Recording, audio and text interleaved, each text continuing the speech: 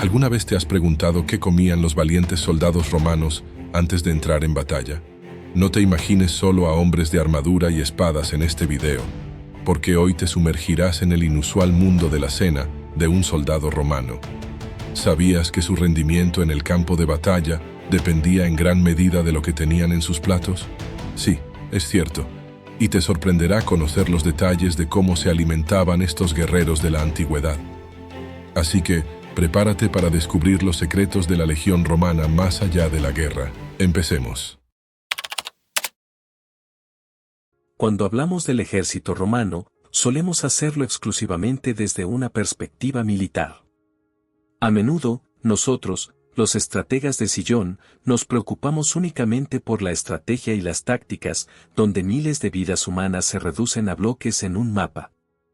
Aquí, el soldado romano es nada más que un clon sin rostro cuyo único propósito es la batalla. Esto es historia sin humanidad. Hoy, arrojaremos esas convenciones miope y nos uniremos a la legión romana, no en combate, sino en la cena. Como dijo Napoleón, un ejército marcha sobre su estómago. Esto era aún más cierto antes de la adopción de la pólvora, cuando hombres y bestias alimentaban nuestras armas. En esta época, se estima que alrededor del 90% del peso de los suministros requeridos por un antiguo ejército tenía que ver con la comida. En cuanto al soldado romano promedio, se estima que tenían una ingesta calórica recomendada de alrededor de 3.000 calorías al día. El requisito diario mínimo era mucho más bajo, ya que las reservas de grasa podían proporcionar energía cuando el consumo era bajo. Sin embargo, la desnutrición prolongada durante varios días reduciría sustancialmente las habilidades físicas y mentales de un legionario. Un ejército que funcionaba bien era, por lo tanto, un ejército bien alimentado. Ahora veremos las formas en que se alimentaba a una legión, que se dividen en las categorías de raciones y fuentes no racionadas. Las raciones eran suministros alimenticios emitidos a los soldados de manera regular según su rango y estatus. Aunque eran convenientes para el individuo, no eran del todo gratuitas, ya que el costo de la mayoría de los elementos se deducía del salario de los soldados.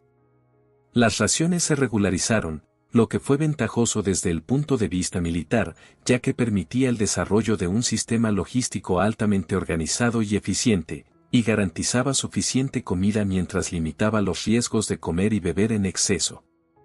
Durante el periodo imperial, las raciones de un soldado se componían de alrededor del 75% de grano y el 25% de otros alimentos no basados en granos en peso.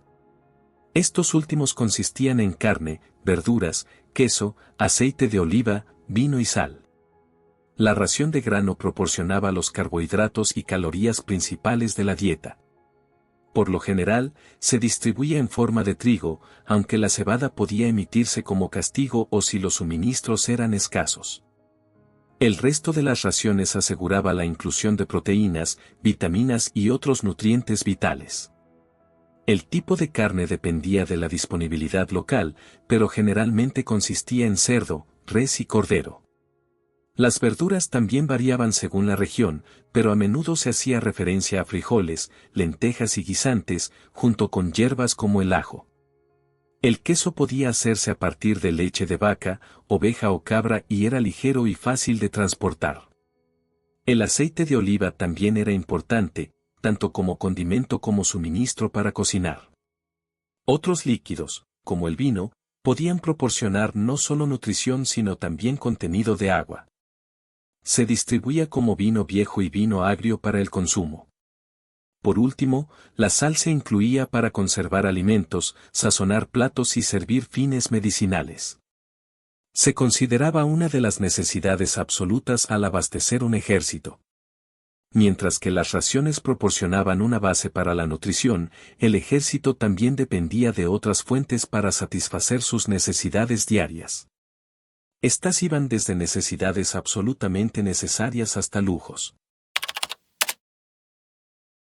En campaña, la legión obtenía estos suministros utilizando tres medios de recolección: forrajeo, requisición y saqueo. El forrajeo implicaba enviar a soldados a recuperar elementos específicos de suma importancia.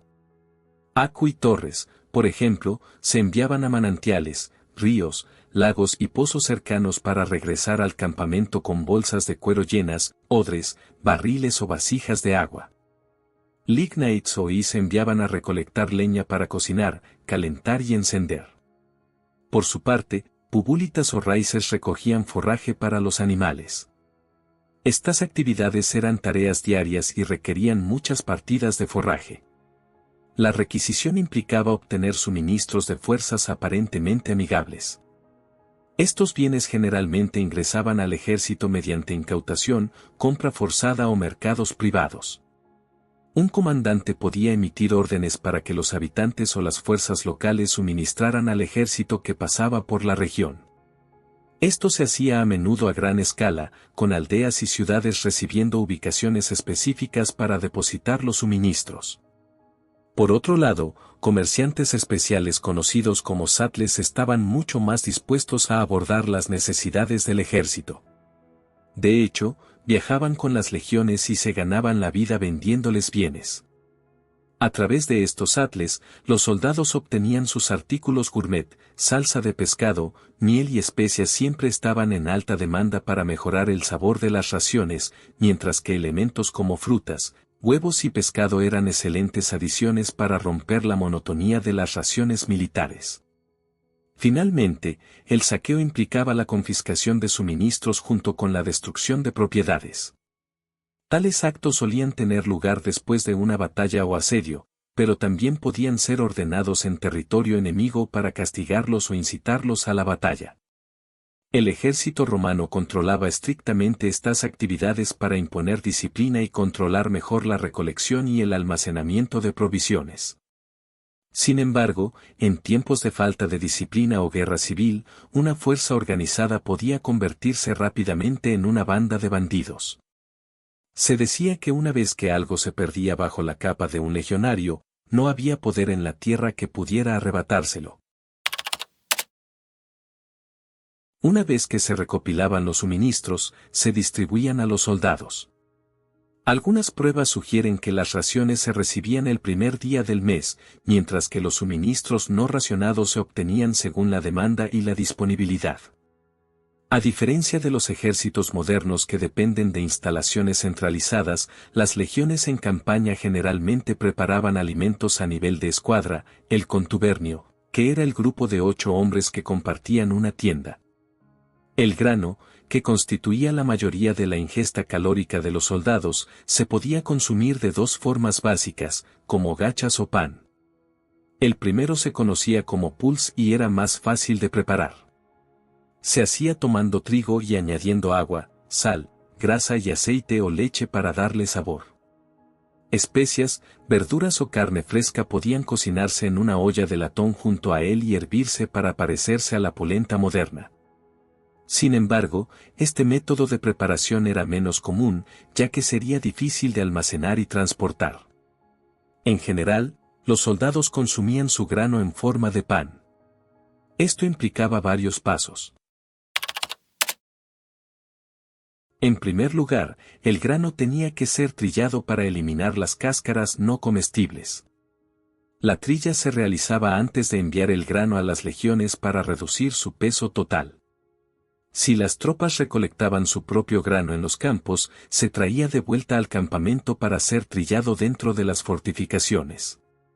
A continuación, el grano se molía en harina utilizando un molino de mano de piedra o mola minaya, que llevaba cada animal de carga de un contubernio. La molienda podía repetirse varias veces para mejorar la calidad de la harina. La harina más gruesa producía un pan negro consumido por la soldadesca, mientras que la harina más refinada producía un pan blanco para los oficiales. Luego, se mezclaban ingredientes adicionales en la harina, como sal, manteca, levadura y, lo más importante, agua. Finalmente, la mezcla debía ser amasada y horneada en una hoguera o en la mitad de un contubernio. Para ahorrar tiempo, a menudo se preparaban varios días de material de una vez. Según los reglamentos militares, varios tipos de carne debían hornearse en una hoguera o hervirse en una olla de cocina.